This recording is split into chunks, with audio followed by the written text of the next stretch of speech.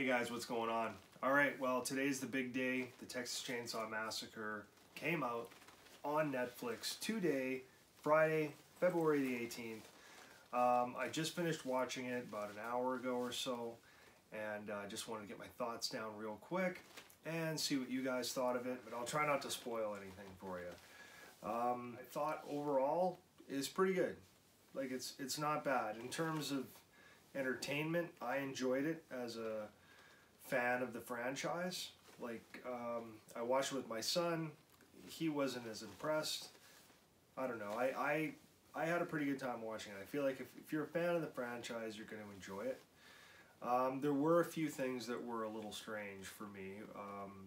There's several moments in the film that, shall we say, resemble a lot of other horror films, and I think they were kind of going maybe for a bit of they'll probably say some kind of a tribute angle, even though a lot of the films that I feel it referenced, like Halloween 2018, there's some very clear and glaring references there.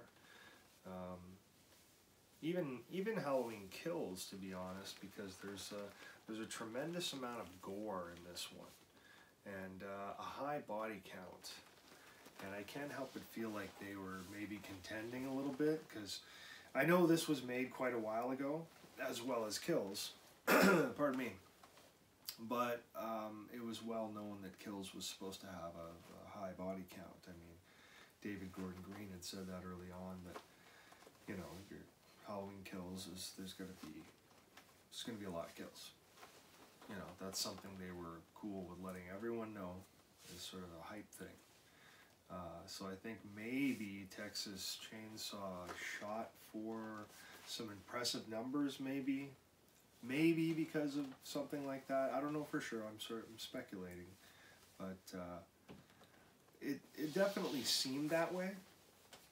So there were some scenes that were just about right out of the 2018 film. You know, with a few things changed. They were amazingly similar. So I'm sure it'll look like some kind of a tribute film in that respect, because there is another scene that I noticed immediately from The Strangers Pray at Night. Almost the same scene. Yeah, so that's as close as I want to get to any spoilers for you, but let's just say there's some parts that are similar to some of these movies I mentioned. And you might be watching them and go, I think I've seen this before, wait a minute, and then you go, oh yeah, okay. There's also a reference to the 1978 film, I think, as well, or maybe even a few, but there's one scene that's just like, yeah, this feels like, whatever. I'm sure they'll say it's more of an homage type thing, or a tribute, but I couldn't help but feel like at times it was maybe we don't know what story we want to tell, so maybe we'll take some of these other great ideas that have been out there and throw them in there and do a bit of a tribute or something. I don't know. Again, that's what it felt like to me. I'm not saying that's what it was. But yeah, I'm not saying it was bad. Like, it was an entertaining movie. I thought it was fairly well done, you know. Like, is it as good as the 2003 film? Oh God, no. Nowhere near that good. But it's really not bad. It's not bad. Like, the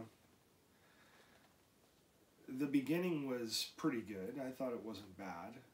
This movie, I would say, is in that ballpark. But, like I said, I kept feeling like it was sort of redoing some scenes we've already sort of seen a bit. Okay, so then you get into basically the subplots that were happening that I thought were a little strange. There was a subplot there that was very similar to the Halloween 2018 film that was going on. So that made it kind of glaringly obvious, so that's why I say it's got to be some kind of a homage film in ways, because I don't think there's any way to even deny that. It looks very purposeful. And as well as there's a Friday the 13th kind of angle, you know, and without getting specific, because that could be several things. There was sort of a bit of a theme there as well that went, that's sort of like Friday the 13th. My advice is, if you do like the franchise, if you like any of these other movies, I feel like you're, you know, I'm referencing like Halloween and just horror movies in general, you know, if you're a fan, you'll probably find something in it worthwhile to watch. So I would recommend watching it. I'd give it a solid 7 out of 10, again, which is decent. That's 3.5 out of 5 stars. I don't know if I'd go that high. I might go 3. If I was on the 5 scale, I'd probably go 3 out of 5 or 7 out of 10. So, is it decent? Yeah. Leatherface, I thought he looked pretty good. Thought the mask looked pretty good. Yeah, it was good. I thought the acting was decent. There weren't really any times where I, you know, like for instance in the new Scream, when I watched that, there was a couple of moments early on that sort of jarred me, because I was like, oh, like it looked bad acting, like it looked bad. So yeah, that's what I would say. Pretty much 7 out of 10 or 3 out of 5. So yeah, I would say go ahead and watch it. You know, if you're into those kind of movies, you'll probably find something out of it. Just wanted to get a quick review in there and sort of get my thoughts out. What did you guys think of it? I mean, did you love it? Did you hate it? Like I said, my son wasn't too big on it. He didn't think it was very good, and he felt a lot of stuff seemed kind of recycled as well. Yeah. So I don't know. Maybe it's you thought of it more as just they're doing a tribute movie or something, and I'm sure they'll have to say that, right? I mean, how would they not? I don't mean like they'll have to say that, but I mean like it has to be what their goal was. There's no way they just unknowingly did all these different things from other movies. I don't believe that. I'm sure they know. Like I said, it's enjoyable. Like, I was entertained. Definitely was entertained. It's not bad. Is it great? Nah, it's not great. But it's far from bad. You know, it's worth watching. Yeah, I would sit down. It's not super long. I think it's only just an hour and a half or just under. Yeah, so I definitely recommend checking it out. Let me know what you think.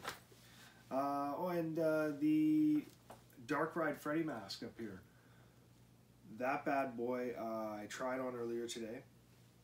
And it's much easier to get on than any other silicone mask that I've ever had, including that Right Effects Freddy I had. That was much harder to get off and on. And this is way, way, way better latex. It seems thinner, but it's stronger. Like, it's very dense. And it was very easy to, stretch and get on. Fit really well, except around the bridge of the nose and my eyes, because especially the part 2, like, it has a sort of a heavy brow and really sunken in eyes. I find that it's so tight on my eyes that I can't open them all the way. So what I have to do is I'm going to have to get one of those, like a Halloween prosthetic for your forehead, like, just to get like a thicker brow, and like basically stick that on and then put the mask on over, so it gives me just a little more of a boost, because I don't have this super deep brow with sunken back eyes. Like, mine's not nearly as deep. And yeah, if I do that, I'm pretty sure I'll get that little bit of space, that pressure off my eyes, so I can open my eyes all the way. Because yeah, it's a very deep eye socket like mask. But that's what makes it look so awesome. So I'm going to work on that, getting something that I can put on the brow like that. Like some, vampire forehead or something, or whatever. But far and away the best silicone mask I've ever seen. It's pretty spectacular, man. Can't say enough good things about James over at Darkride. Again, that's Darkride82 on Instagram. It's on Facebook as well, James Updegraff. But fantastic mask, super happy with it. Anyway, that's pretty much it for now, guys. So thanks so much for watching, and we will see you again for the next one.